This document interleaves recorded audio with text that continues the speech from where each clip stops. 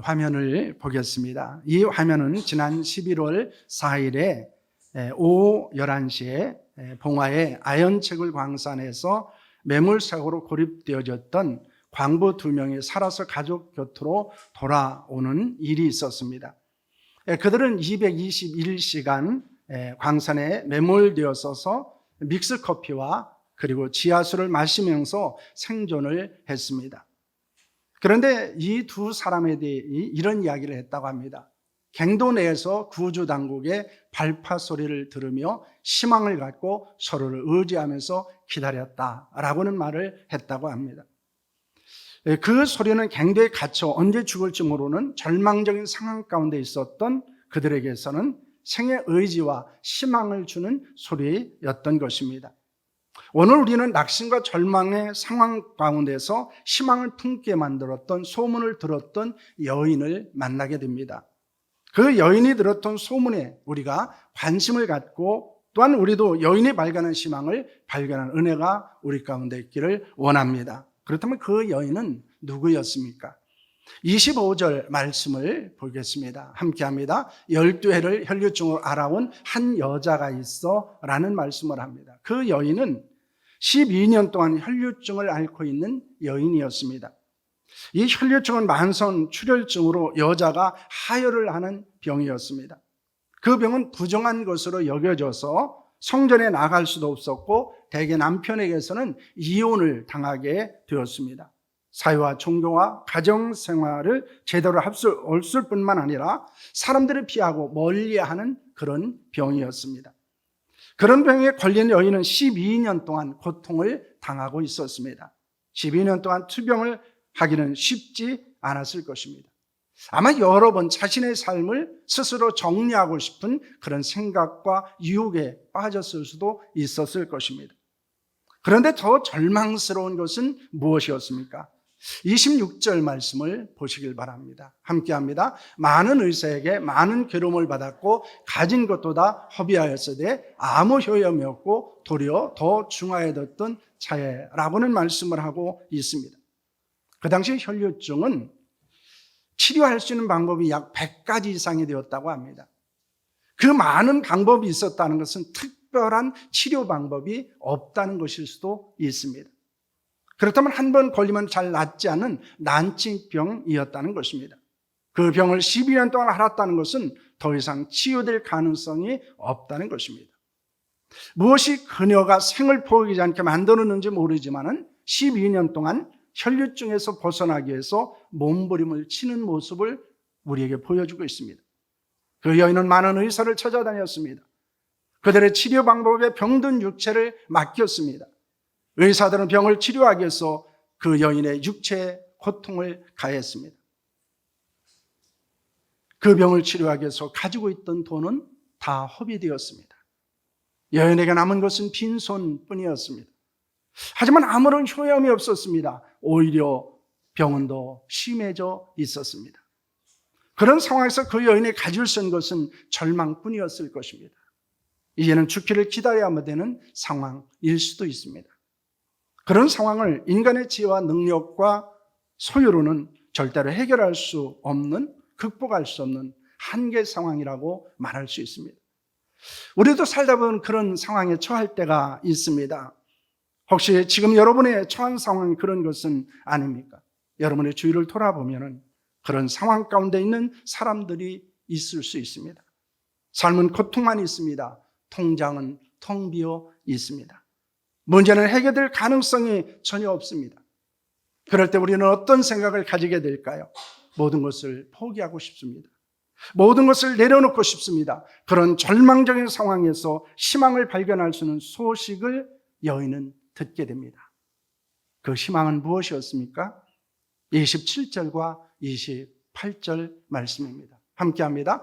예수의 소문을 듣고 무리 가운데 끼어 뒤로 와서 그의 옷에 손을 대니 이는 내가 그의 옷에만 손을 대어도 구원을 받으리라 생각함일러라 라는 말씀을 하고 있습니다. 이렇게 절망적인 상황 가운데 있는 여인이 들었던 소식, 여인의 귀에 들렸던 소문이 있었습니다. 그것은 무엇입니까? 예수에 대한 소문이었습니다. 이 예수님에 대한 소문, 바로 이것이 복음을 이야기하는 것입니다.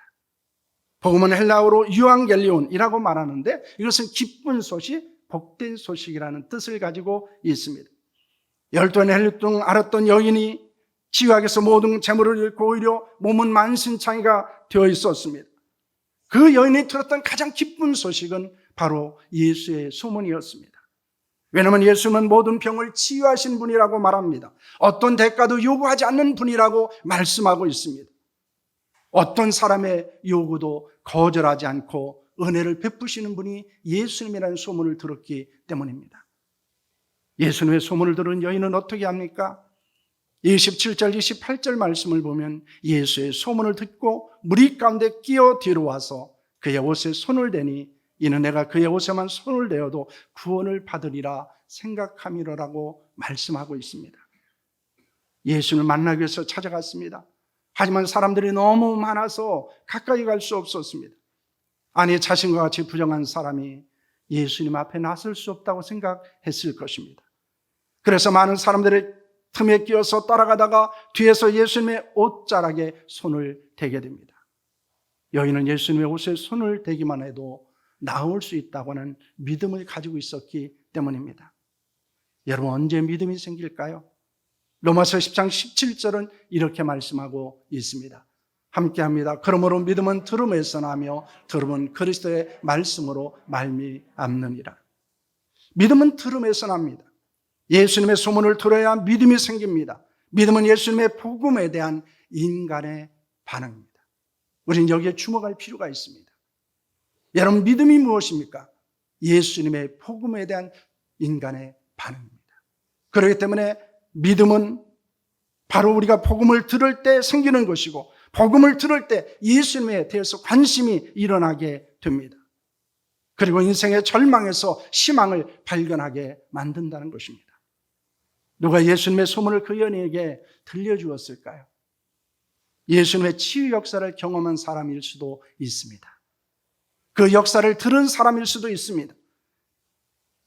우리가 예수님의 소문 복음을 전하는 자가 되는 것은 예수님의 은혜로 구원받은 사람이기 때문입니다. 누가 절망 속에 있는 사람에게 복음을 전해야 됩니까? 예수님을 만난 사람입니다. 예수님의 역사를 경험한 사람입니다. 예수님의 은혜로 구원받은 사람입니다. 바로 우리가 예수님의 소문을 전해야 될 바로 그 사람이라는 것을 믿으시기를 바랍니다. 예수님의 소문을 듣고 옷을 만졌을 때 어떤 일이 일어났습니까? 29절 말씀을 보시기를 바랍니다. 29절 말씀입니다. 함께합니다. 이에 그의 혈류 근원이 곧 마름에 병이 나은 줄을 몸에 깨달으니라는 말씀을 합니다. 여인은 예수님의 뒤에서 옷자락을 만졌을 때 놀라운 일을 경험합니다. 그것은 혈류 근원이 곧 마르게 되었다라는 것입니다.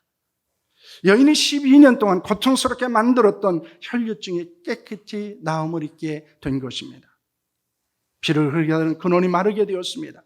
단순히 증상이 호전된 것이 아닙니다. 일시적으로 피가 멎은 것이 아니었습니다. 더 이상 혈류증으로 고통을 받지 않을 수 있게 된 것입니다. 예수님을 만난 여인은 문제의 근원의 해결을 받으신 줄로 믿으시기를 바랍니다. 우리도 마찬가지입니다. 복음을 듣고 예수님을 만나고 믿음으로 예수 그리스도를 믿었을 때 놀라운 역사가 우리 가운데 일어나게 됩니다. 우리를 그렇게 고통스럽게 하던 문제의 근원이 마르는 역사가 일어나는 줄로 믿습니다. 일시적으로 좋아지는 것이 아닙니다. 근본적인 해결이 일어날 수 있기를 축원합니다. 예수님은 자신의 능력이 나간 것을 아셨습니다. 이에 무리를 둘러보시며 누가 내 옷에 손을 대었느냐고 말씀하십니다. 제자들이 이렇게 많은 사람들이 예수님을 에워싸고 밀치고 있는데 누가 손을 대었는지 어떻게 알 수 있느냐고 반문합니다. 예수는 무리들을 둘러보십니다. 그리고 그 여인과 눈이 마주쳤습니다. 여인은 이미 자신에게 어떤 일이 일어난지를 알고 있었습니다. 그리고 두려워 떨었습니다. 예수님 앞에 엎드려 자신이 일하는 모든 것을 고백합니다. 아마 여인은 예수님부터 책망을 받을 것으로 생각했을 것입니다. 부정한 여인이 거룩하신 예수님을 만났기 때문입니다. 허락도 받지 않고 부정한 여인이 예수님의 옷을 만졌기 때문입니다. 하지만 그러나 여인은 오해였습니다. 예수님은 그런 분이 아니셨습니다. 예수님은 두려워 떨고 여인을 향해서 무엇이라고 말씀합니까? 34절 말씀입니다. 함께합니다. 예수께서 이르시되 딸아 내 믿음이 너를 구원하였으니 평안히 가라. 내 병에서 놓여 건강할지어다. 여러분, 예수님께서 여인에게 하신 말씀 중에서 아주 중요한 세 단어가 있습니다. 그 단어는 구원, 평안, 건강이라는 단어입니다. 그것은 예수님의 소문을 듣고 예수님을 만남으로 얻은 축복을 우리에게 말씀하고 있습니다. 그것은 절망의 상황 가운데는 여인이 들었던 가장 희망적인 메시지였습니다. 이것은 복음을 듣는 우리에게도 일어나는 하나님의 은혜요 역사입니다. 여러분, 그것은 구체적으로 무엇일까요? 첫째는 구원입니다. 여인은 믿음으로 구원을 얻었다고 말씀하고 있습니다. 성경은 믿음으로는 구원을 두 가지 관점에서 언급하고 있습니다. 먼저는 생명입니다. 다음은 구출입니다. 여인은 믿음으로 영원한 생명을 얻었습니다. 나아가 혈류증으로부터 나음을 얻었습니다. 그의 영혼과 육체는 예수 그리스도의 거룩한 은혜 안에서, 은총 안에서 나음을 입게 된 것입니다. 그 여인은 영원한 생명을 얻었습니다. 그리고 병에서 구출을 받을 수 있었던 것입니다. 이렇게 예수님을 만나면 영육간의 구원의 역사가 일어나는 줄로 믿습니다. 영원한 생명을 얻을 뿐만 아니라 육신의 문제가 해결되는 은혜를 경험하게 된다는 것입니다. 그러므로 그 여인에게 일어난 놀라운 역사는 구원이었습니다. 둘째는 평안입니다. 그 여인을 고통스럽게 하는 것은 불안이었습니다. 언제 죽을지 모르는 삶을 산다는 것은 매우 고통스러운 일인 것입니다. 내가 내일 어떻게 될지 몰라요. 너무 불안합니다. 여인은 하루하루를 불안하며 걱정하며 염려하며 살았을 것입니다. 그런데 예수께서 여인을 향해서 평안하라고 말씀합니다. 예수님의 믿음 안에, 복음 안에 평안이 있다는 사실을 말씀하고 있는 것입니다. 이제는 근심하거나 불안하거나 두려워하지 말라고 말씀하고 있습니다. 여러분, 복음이 우리에게 주는 것은 평안입니다. 환경과 상황을 뛰어넘는 평안이 그리스도 안에서 우리에게 주어진다고 하는 것입니다. 그러므로 예수님은 제자들에게 무엇을 말씀하셨습니까? 너희는 더 이상 두려워하지 말라고 말합니다.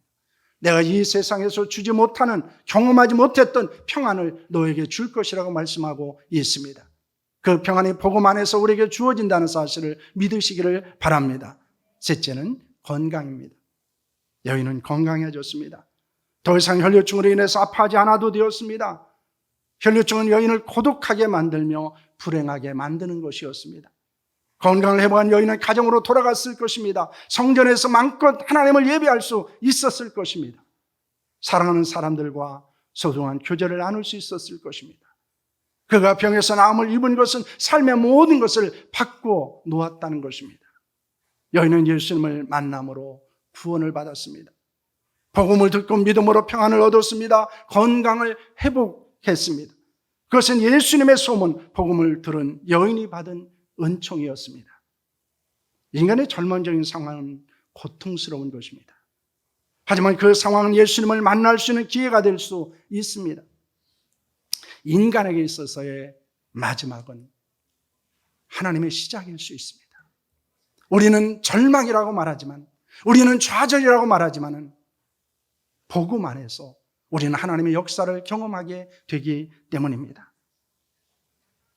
세상에는 혈류증 앓던 여인과 같은 사람들이 많이 있습니다. 모든 것을 잃고 절망하는 사람들도 있습니다. 모든 것을 포기할 절망적인 상황에 놓여 있는 사람들도 있습니다. 그런 사람들이 들어야 될 것이 무엇일까요? 예수님에 대한 소문입니다.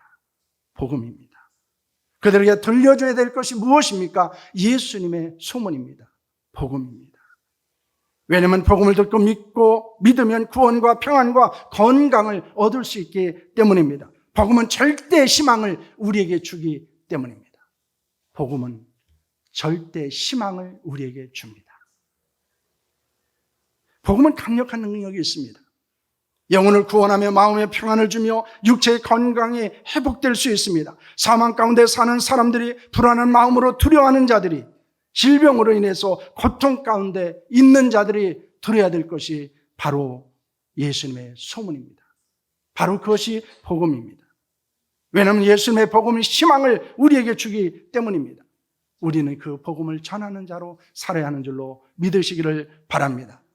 절망 가운데 있는 사람들, 좌절 가운데 있는 사람들, 낙심 가운데 있는 사람들에게 전해야 되는 것이 바로 복음이라는 것을 믿으시기를 바랍니다. 누군가 여인에게 들려주었던 예수님의 소문, 그 복음은 우리를 살렸고, 우리를 구원했고, 우리에게 평안을 주었고, 우리의 모든 것을 회복시켜 주셨습니다. 그 복음을 많은 사람들에게 전하고 그 복음의 강력한 능력을 경험하는 자들이 될 수 있기를 축원합니다. 아멘. 이제 우리는 광고 드린 대로 이제 거룩한 복음을 전하는 사역을 감당하고는 제주 CBS 선교 보고를 듣게 될 것입니다. 방송 선교사로서의 선교 헌금에 여러분 후원에 많이 참여해 주셨으면 합니다. 평생 한다고 하면 부담이 될 수 있습니다. 그런데 여러분 1년 동안이라도 그 후원에 참여해 주셨으면 합니다. 그리고 1년이라고 적어주시면은 이제 CBS에서 잘 정리를 할 것입니다. 여러분 후원 카드를 작성하셔서 예배를 마치고 나가시면서 제출해 주셨으면 합니다. 다시 한번 이 예수님의 소문은 복음이고, 그리고 이 복음을 전하는 방법은 다양할 수 있습니다. 직접 만나서 복음을 전할 수도 있고, 방송이나 때로는 문서를 통해서도 복음을 전할 수 있습니다. 중요한 것은 이 복음은 전해져야 되고, 이 복음을 들어야 되고, 이 복음을 들어야 믿음이 생기고, 그 믿음 가운데서 구원과 평안과 치유의 역사가 일어난다는 사실을 믿으시기를 바랍니다. 기도하겠습니다.